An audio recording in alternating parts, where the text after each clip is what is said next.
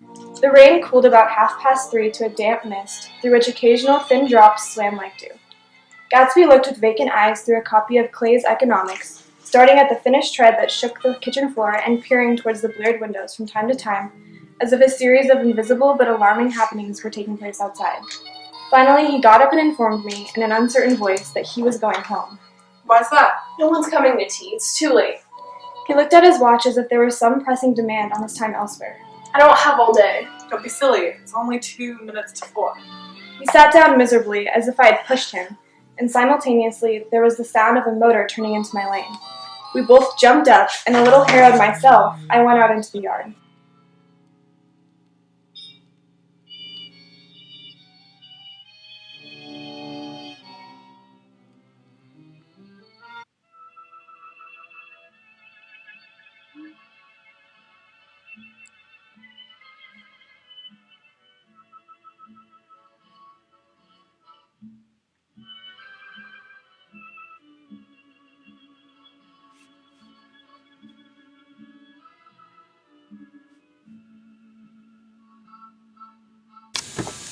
Daisy's face, tipped sideways beneath a three-cornered lavender hat, looked out at me with a bright, ecstatic smile. Is this absolutely where you live, my dearest one? The exhilarating ripple of her voice was a wild tonic in the rain. I had to follow the sound of it for a moment, up and down with my ear alone, before any words came through. A damp streak of hair lay like a dash of blue paint across her cheek, and her hand was wet with glistening drops as I took it to help her from the car. Are you in love with me? She said low in my ear. Or why did I have to come here alone? That is the secret of Castle Rackrent. Tell your chauffeur to go far away and spend an hour. Come back in an hour, Ferdy. And then in a grave murmur, His name is Ferdy. Does the gasoline affect his nose? I don't think so. she said innocently. Why?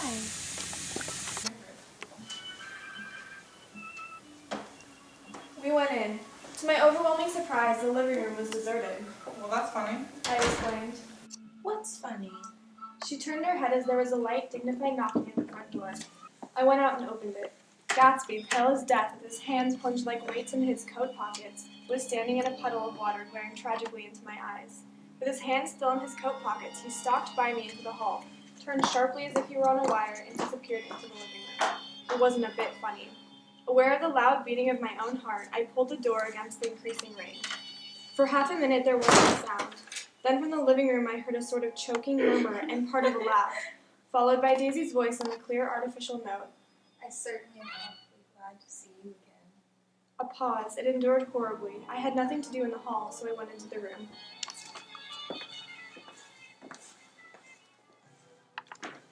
Gatsby, his hands still in his pockets, was reclining against the mantelpiece in a strange counterfeit of perfect ease, even boredom. His head leaned back so far that it rested against the face of a defunct mantelpiece clock, and from this position his distraught eyes stared down at Daisy, who was sitting, frightened but graceful, on the edge of a stiff chair. We've met before. Muttered Gatsby. His eyes glanced momentarily at me, and his lips parted with an abortive attempt at a laugh. Luckily, the clock took this moment to tilt dangerously at the pressure of his head, whereupon he turned and caught it with trembling fingers and set it back in place. He then sat down rigidly, his elbow on the arm of the sofa and his chin in his hand. I'm sorry about the clock. My own face had now assumed a deep tropical burn. I couldn't muster up a single commonplace out of the 1,000 in my head. It's a long clock. I told them idiotically. I think we all believed for a moment that it had smashed in pieces on the floor. We haven't met for many years. Said Daisy, her voice as matter-of-fact as it could ever be. 5 years next November. The automatic quality of Gatsby's answer set us all back at least another minute. I had them both on their feet with a desperate suggestion that they help me make tea in the kitchen when the demoniac Finn brought it out on a tray. Amid the welcome confusion of cups and cakes, a certain physical decency established itself. Gatsby got himself into a shadow, and while Daisy and I talked, looked conscientiously from one to the other of us with tense, unhappy eyes. However, as the calmness wasn't an end in itself, I made an excuse at the first possible moment and got to my feet. Where are you going? Demanded Gatsby in immediate alarm. I'll be back. I've got to speak to you before you go. He followed me wildly into the kitchen, closed the door, and whispered, Oh God. in a miserable way. What's the matter? This is a terrible mistake. He said, shaking his head from side to side. A terrible, terrible mistake. You're just embarrassed, that's all. And luckily I added, Daisy's Just embarrassed too. She's embarrassed, you repeated incredulously. Just as much as you are. Don't talk so loud. I feel like a little boy. I broke out impatiently. Not only that, but you're rude. Daisy's in there all alone. He raised his hand to stop my words, looked at me with an unforgettable reproach, and opening the door cautiously, went back into the other room. I walked out the back way, just as Gatsby had when he made his nervous circuit of the house half an hour before, and ran for a huge black knotted tree, whose massed leaves made a fabric against the rain. Once more it was pouring, and my irregular lawn, well shaved by Gatsby's gardener, abounded in small, muddy swamps and prehistoric marshes. There was nothing to look at from under the tree except Gatsby's enormous house, so I stared at it, like Kant at his church steeple, for half an hour. A brewer had built it early in the period craze, a decade before, and there was a story that he had agreed to pay 5 years' taxes on all the neighbors' cottages if the owners would have their roofs thatched with straw. Perhaps the refusal took the heart out of his plan to found a family. He went into an immediate decline. His children sold his house with the black wreath still on the door. Americans, while occasionally willing to be serfs, have always been obstinate about being peasantry. After half an hour, the sun shone again, and the grocer's automobile rounded Gatsby's drive with the new raw materials for his servant's dinner. I felt sure he wouldn't eat a spoonful. A maid began opening the upper windows of his house, appeared momentarily in each, and leaning from a large central bay, spat meditatively into the garden. It was time I went back.